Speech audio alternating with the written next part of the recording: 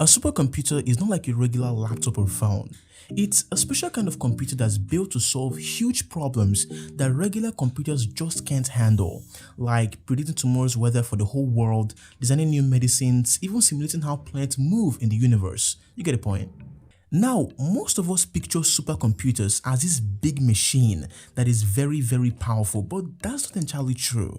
You see, supercomputers are not a single computer, but they're like a connection of many powerful smaller computers that are working together.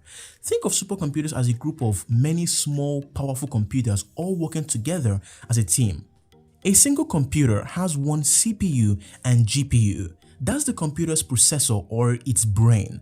Supercomputers have thousands or even millions of these processors, which means they have thousands or even over a million brains. Some processors called GPUs are extra good at repetitive tasks like solving a math equation again and again. The processors, which is the CPU, let's think of it as a worker, let's say an employee in a company, okay? The processors are grouped into nodes, like how a group of workers work in a team or a company. Each node has its own memory to store temporary data, like how each employee needs their own table to work on to keep their computers, papers, and many other things. Now, a supercomputer is made up of thousands of these nodes, which are a group of processors, or we just call it group of workers. And just like workers need table to work on, supercomputers need memory to temporarily store data while it's solving problems like predicting weathers and designing new medicines.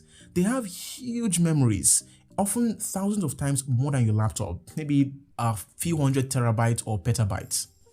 The way supercomputers work is actually very simple. They simply break the job into smaller parts or tasks. Now, imagine you want to clean a huge football field, like very huge. If only one person is doing it, it will literally take forever.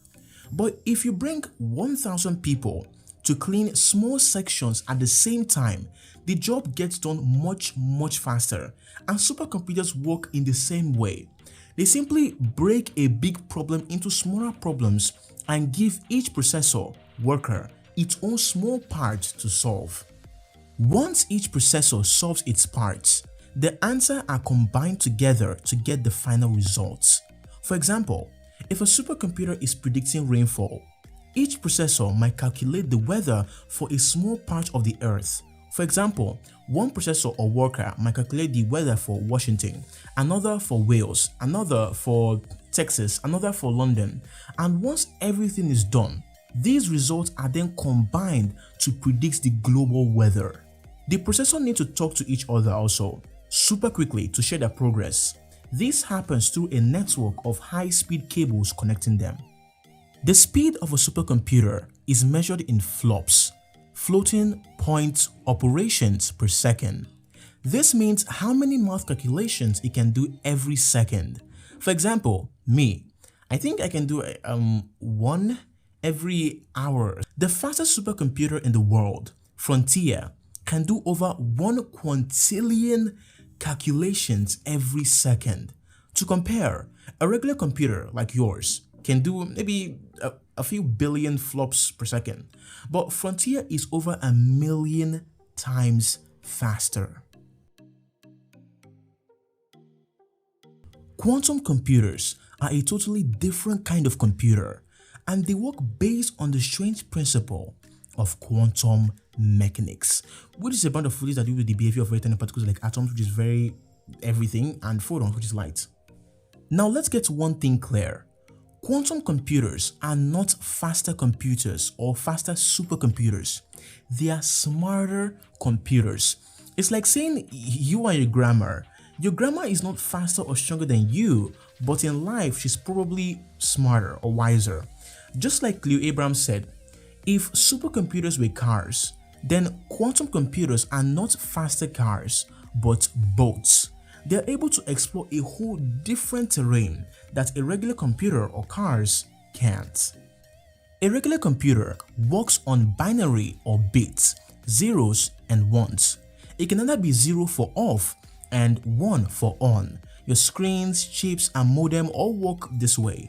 But quantum computers use qubits, which can be 0, 1, and 0 and 1 at the same time. This is called superposition. Think of it like spinning a coin. If it's a regular computer, it can only be heads or tails, that's all. But in supercomputers, when you spin it, it can be heads, tails, and heads and tails at the same time. This means quantum computers can explore many solutions to a problem at the same time. Imagine you're at a party and you lost your phone in one of 100 identical gift bags.